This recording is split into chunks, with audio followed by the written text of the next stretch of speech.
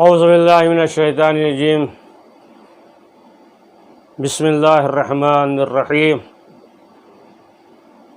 قال رسول اللہ صلی اللہ علیہ وآلہ وسلم یا علی حبک الایمان، علی تمہاری محبت ایمان ہے، اور جس کے دل میں علی کی محبت ہے وہ مومن ہے۔ اور جو بھی علی ابن ابی طالب کا محب ہے، جو بھی اہل بیت کا محب ہے، اس کے لیے جہنم سے نجات ہے۔ روایت میں یہ ملتا ہے کہ ایک مرتبہ رسول اکرم مولا علی حضرت علی علیہ السلام کی خدمت میں حاضر ہوئے اور بہت خوش تھے، تو مولا علی نے سوال کیا کہ اے اللہ کے رسول، آپ اس قدر خوش ہیں، آخر اس کی وجہ کیا ہے؟ تو رسول اکرم نے فرمایا کہ علی بشارت ہے۔ اس کے بعد رسول اکرم نے ذکر کیا کہ اے علی، ابھی جبریل ہمارے پاس آئے تھے، سلام کیا، درود و سلام کے بعد جناب جبریل نے یہ کہا، یہ بشارت دی کہ جتنے بھی علی کے شیعہ ہیں ان کے لیے جو ہے جہنم سے نجات ہے، جہنم سے آزادی ہے۔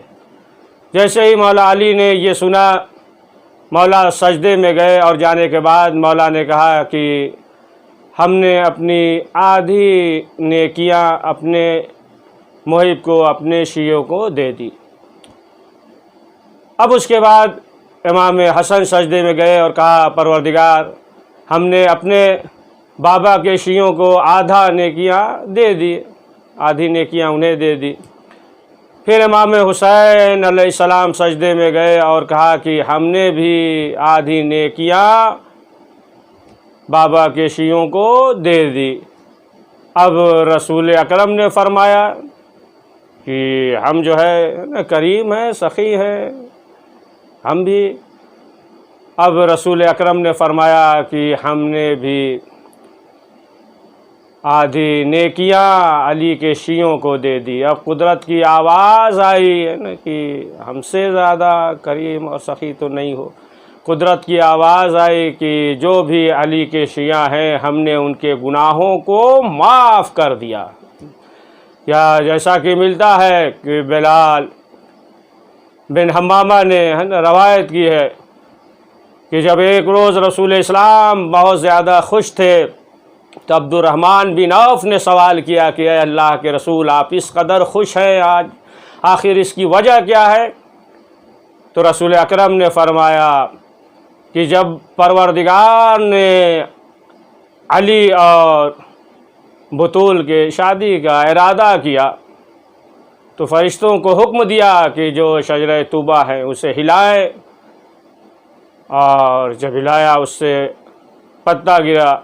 اور پھر حکم دیا، فرشتوں کو پیدا کیا کہ یہ پتا اٹھا لیں، اور جب روز قیامت یعنی روز محشر ہوگا تب یہ فرشتے جو ہے لوگوں کے درمیان سے گزریں گے، اور وہ کہ جن کے دل میں خالص محبت علی ہوگا انہیں یہ پتہ دیں گے، اور اس پہ یہ تحریر ہوگا کہ تمہیں جو ہے جہنم سے آزادی ہے۔ رسول اکرم نے فرمایا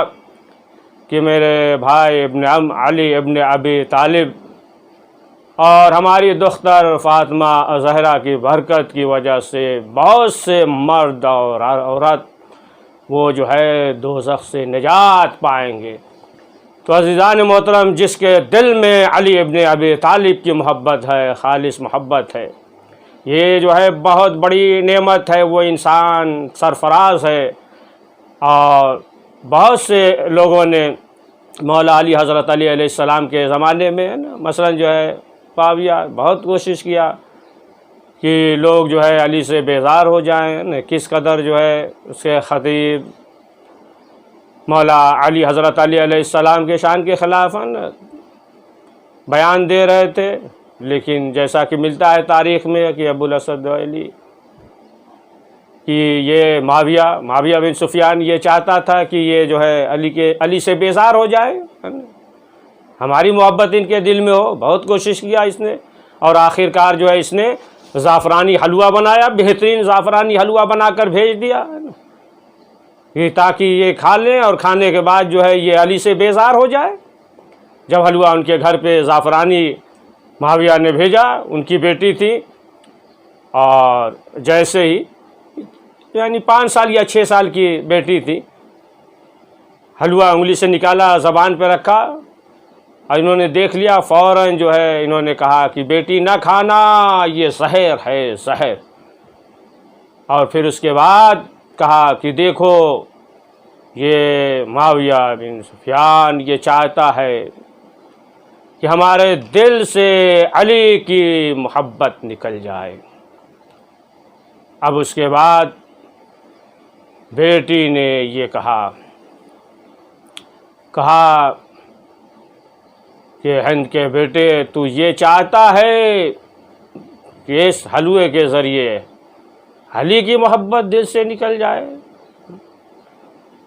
تو جو چاہتا ہے اور جس نے حلوہ بھیجا ہے اس کا چہرہ بگڑ جائے، اس پہ لعنت ہو. یہ کیسے ہو سکتا ہے؟ اب تاریخ میں پھر ہے کہ انہوں نے جو ہے انگلی کے ذریعے جو بھی حلوہ تھا ان کے حلق میں اسے جو ہے کہہ کہ نکال دیا، اور کہا کہ یہ کیسے ہو سکتا ہے کہ علی جیسا مولا ہو، سردار ہو، اور ہم اس سے بیزار ہو جائیں. تو اب آپ دیکھیں کہ جو دشمن اہل بیت تھے، دشمن علی تھے، کس قدر جو ہے وہ چاہتے تھے کہ لوگ جو ہے علی سے بیزار ہو جائیں. لہٰذا جو ہے ہر وقت انسان کو ہوشیار رہنا چاہیے. اب جیسا کہ تاریخ میں یہ ملتا ہے کہ چھٹے امام جعفر صادق علیہ السلام کی خدمت میں جب ابو شبل حاضر ہوئے تو امام نے کہا کہ دیکھو ایک تم ہو کہ ہمیں مانتے ہو، کچھ لوگ ہیں جو ہمیں مانتے نہیں، تم تصدیق کرتے ہو لیکن کچھ لوگ جو ہے تکذیب کرتے ہیں، تم ہماری پیروی کرتے ہو، کچھ لوگ جو ہے پیروی نہیں کرتے، لیکن دیکھو تمہارے دل میں ہماری محبت ہے، اور تم جو ہے ہماری زیارت کرتے ہو تو تمہاری آنکھوں کے لیے ٹھنڈک ہے. اور پھر اس کے بعد اشارہ کیا کہ جب جسم سے روح نکلنے لگے گی اور جب حلق تک پہنچ جائے گی، امام نے